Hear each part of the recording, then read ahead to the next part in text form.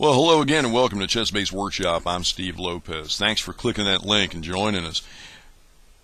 Starting off, I need to apologize to you. My voice is all tore up today, and I apologize for that. I apologize in advance because I will probably need to clear my throat a couple of times during this video, and it's never pleasant to hear that when you're watching a video online. So I apologize in advance if that comes to pass.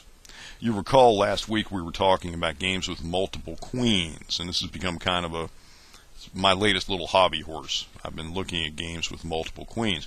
I may have misspoke in the last video. I mentioned that I had read an article written by Victor Korchnoi in which Korchnoi said that having more than one queen can sometimes be an impediment, that you can accidentally stalemate somebody that way. And I may have misspoke.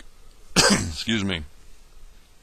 I may have misspoke. I remember reading an article in the late lamented Inside Chess magazine. It was once published by Yasser Seirawan. For my money, the best chess magazine, in print ever. And I miss it very much. But back in sometime in the mid 90s, I want to say it was around 1993, I remember reading that comment. And I don't think the article was written by Korchnoi. Excuse me, now that I think back. Grandmaster Korchnoi, I believe, was quoted in that article rather than that he wrote it. But it was a point that he made. I remember that it was something that he had said. And I've been going back and looking at games in which stalemate occurs with multiple queens on the board. I'll show you how I did it. This is supposed to be ChessBase instruction after all. So let me show you how to do this particular search. The whole point of ChessBase is to allow you to find the material that you're looking for in a very large database of games. And one of the things I like doing is when I read a comment like that, multiple queens can result in stalemate, I want to see that stuff. I want to go looking for it. And it was an offhand comment in an article, and it didn't give any examples, I don't think, at the time. So the whole point of ChessBase is to do these kind of searches, to find more information that is not provided in whatever you're reading, or if you're taking lessons with a master or grandmaster, they're teaching you about, let's say, queen versus rook endings, and they'll show you a couple things. You go into ChessBase and you pull up queen versus rook endings and play through them and see what he's talking about, or she, if you're taking lessons from a strong female player. That's the point. That's what this is here for. That's what the purpose of this software is. So let me show you how I use this in something that I'm just fooling around with and trying to increase my own knowledge. I'll right-click on Mega Database 2011 and select Search. Brings up the search mask. And we have a handy checkbox here for stalemate. And before I did this search, I had never used this checkbox before. So this was cool. This was something new for me. You come down here to Result, and you have, of course, wins for either side, draws, etc., no decisions, mate, check, and stalemate. I'm going to check stalemate. Now, you don't have to check draw. You can if you want to, but you don't have to, because by definition, a stalemate is a draw. And the cool part is about this software is it will actually go through and look at games and look at the final positions and find positions that are stalemates. That's really cool, and it does it really quick. I'll show you how this works. The other thing we're looking for, though, we don't want just stalemates. We want stalemates with one side having more than one queen. So to do that, we did this last week. You go to Material, and we want 2 to 9 queens. And you can use these little buttons here, these up and down arrows as I've done, or you can just highlight it and type in a number. It works either way. We can make that a 1, or we can highlight it again, make it a 2 again, whatever. 2 to 9 queens. Ignore colors. I don't care which side has the multiple queens, but we're also going to make sure the other side doesn't have any queens, or it doesn't matter, is also another possibility here. But we need one side having 2 to 9 queens. And we'll click OK. And it'll begin searching, and it pulls up games pretty quick. It goes through about 4 million games in a few seconds and pulls up all of these games. And I've looked through some of them, and I've copied some of them into another database. I want to show you some of these results. But here's what we get, is this batch of games here, and it looks like there's 34 of them because I don't have a slider over here on the right-hand side. So it looks like we have exactly 34 games in which we have multiple queens. We can double-check that assertion, by the way. We'll come down here. Actually, we can't because that doesn't work the way I thought it would. It's messing with the game over here. So we have 34 games, and we're going to look at some of them that I've copied into another database. So we'll just close this. And we'll go to my workshop vid database. This is a game I was rather touched by. This is a game from a European Scholastic Championship, played between two young ladies in 2008 in an under-9 division. Now, this game struck me for a whole bunch of reasons, not the least of which is the fact that they went for 75 moves. I remember being a kid playing chess, and unless you were just, too dumb to mate or too dumb to draw, to know when to draw, you never played that long. Games tended to be fairly short. 20 to 30 moves, somebody got creamed. So the fact that this is a fairly long game, and these girls aren't bad players. I played through some of this game, and they make mistakes, but for being as young as they are, under 9, this isn't a bad game, really. White is having it all her own way here. To some extent, she's down a queen, but she's got a bunch of pawns. The king is still in the game. But we wind up with White thanking her lucky stars here. Black is most likely going to win this game unless White engages. It's a very tricky play, and the king, unfortunately, is too far away from the pawns to help. So White was having her own way, and now she's in kind of a dire straits here, where she's up against a queen and 2 pawns against 4 pawns. So you figure Black is going to win this game. So the game goes on.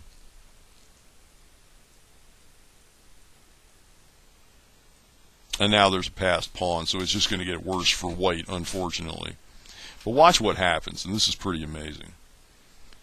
White has its presence of mind, by the way, and I got to hand it to White also for I'm backing up, by the way, I'm reversing moves you've seen, but I got to hand it to White here as well for not giving it up.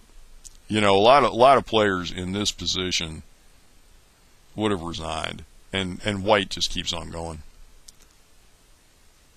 But watch what happens here. White has the presence of mind to keep ducking behind the pawn. But now, unfortunately, there's a problem. And that is there's 2 queens against the lone king. So this is checkmate city right here until this happens. White plays this, Black plays this, and it's a stalemate. Because the white pawn is blocked, can't go anywhere, and the white king has nowhere to go. Every single square around the king is guarded by a black queen. So there you go. White is just thanking her lucky stars here that she didn't resign and that she hung in and managed to pull a draw out of this. It's a cool little game. Here's the players' names. Go have a look at it. There's mistakes in it, but it was a lot of fun to play through. Another game played between regular players.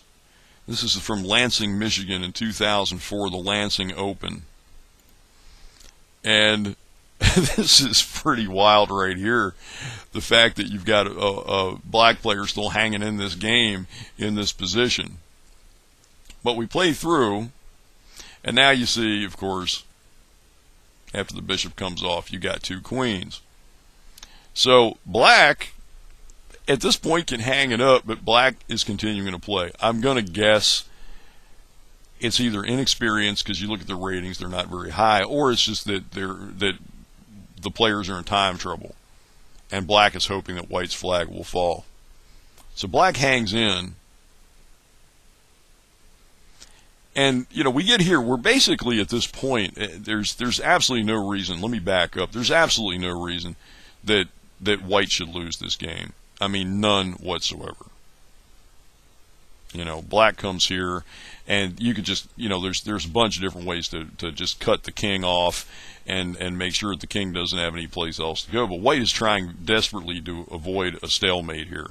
And what you do is you just wind up moving your queens away, giving black a little breathing space, and then you trap them. You just narrow it down instead of trying to whittle them down from here, because the queens are a little too close. If you bring a queen out, geez, I don't know. Well, I'm not even going to try to play through the possibilities here, but the possibility of stalemate is very evident here. So white decides to do that, give the king a little bit of space, but the problem is, again, the queens get a little too close. And then when this happens, oh, I've got him trapped now, is what white's thinking. Oh, the black king can't go anywhere. Unfortunately, you're absolutely right. The black king can't go anywhere. it's a stalemate. The black king has no moves at all. So I know what white was thinking in this position when he played this move. Unfortunately, he did a little too good a job of trapping the black king and not giving him any place else to go. The black king has no heir in this position. This is one of those deals where Mr. Brown probably had to have somebody sit up with him all night long and make sure he didn't do anything drastic to himself. Because I'm telling you right now, I've had a couple games like this where I've made a bad mistake and snatched defeat from the jaws of victory. And you feel really bad afterward. And I really feel for Mr. Brown here, because this was just a bad mistake, but an easy one to make. Again, proving Victor Korchnoy's contention that it's easy to stalemate when you've got more than one queen on the board. But the cool part is, now we've looked at some games from some kids and low-rated players. They're not the only ones who do this. We'll go back to our games that I pulled up. And we've got a game here. This was a blitz game, so this one is a little more excusable.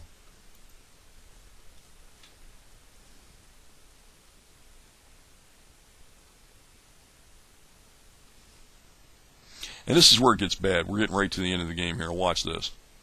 This is a blitz game. The king comes here. Now, I may be chess blind, okay? But in this position, I'm thinking Queen G8 is the end, right? But it's a blitz game. They're playing fast, and white gets greedy. So white does this, and it's a stalemate. The black king has nowhere to go. Every single one of these squares is covered by a white queen. This diagonal, and these two squares. And it's a draw. Man, that is absolutely nuts. And these players, white is rated over 2,500. But it's a blitz game. Notice up here it says Champions Challenge 97th Blitz. So it's excusable to some extent. You know, I mean, we've all played blitz games where we've done some very silly things. But this is just one of those deals where next time I read a chess book where somebody contends, like a Capablanca or a Lasker contends that, grandmasters instantly see a mate in one, I'm going to laugh my head off, because it's on the board right here, and white totally misses it. And if he'd instantly seen it, he would have played it. So that's another one. There's one more I want to show you, which is here. This one was annotated by Igor Stahl. This one has one of the coolest little tricks at the end of the game that I've seen in a while. The king runs here, and you're actually kind of throwing the king into the briar patch. You're throwing the king to where he wants to be. Because what the king wants to do is protect that white pawn on its way to promotion. So black has actually forced the white king to a decent square. Checks again. King comes back. And then we have promoting to a queen, which Stahl gives a question mark to. And white does a really cool thing here, and just totally hornswoggles black. He plays this, checking the black king. Of course, the black king has to get out of check, so black does the natural thing and cops off the queen, and it's a stalemate. The white king has no move. This is the kind of game that makes class players smile. That even top-level players rated, international masters and grandmasters, can make mistakes like this. And I'm not sure if white is actually an IM here, but the titles aren't given. But look at the numbers. You got a 2480 player and a 2545 player. And for those of us down here in the fish pond, this kind of game makes us smile, because this is just a cool little trick right here. Okay, check, take, done. Whereas if that had been played instead, we're looking at a black win here. But instead, black just does the natural thing. I'll just cop it off. Bing! And the game's over. So, as I said, that's the kind of game that makes a class level player just smile happily. So, there you go. That's some of the things you can do in ChessBase. Looking at multiple queens, causing stalemates in games, and this search was just prompted by a single line that I read in an article nearly 20 years ago that just came back, and I thought about it, and I said, well, let's have a look. So here we are. Once again, to show you how we got here, just right-click on the database you want to search, go to Search, go to Game Data, check Stalemate, go to Material, 2 to 9 queens, ignore colors, click OK, and it'll bring up, as I showed you before, these 34 games. And there's a lot more fun in here. Those were the first 4 that I looked at, that I selected to show you in this video. But do go look through some of these other games. There's some good fun in here, and some instructional stuff too. That the next time you have an extra queen on the board, maybe you'll remember some of these games and know not to do some of the things these players did. Well, till next time, I'm Steve Lopez for ChessBase Workshop. Till we meet again, friends, please do have fun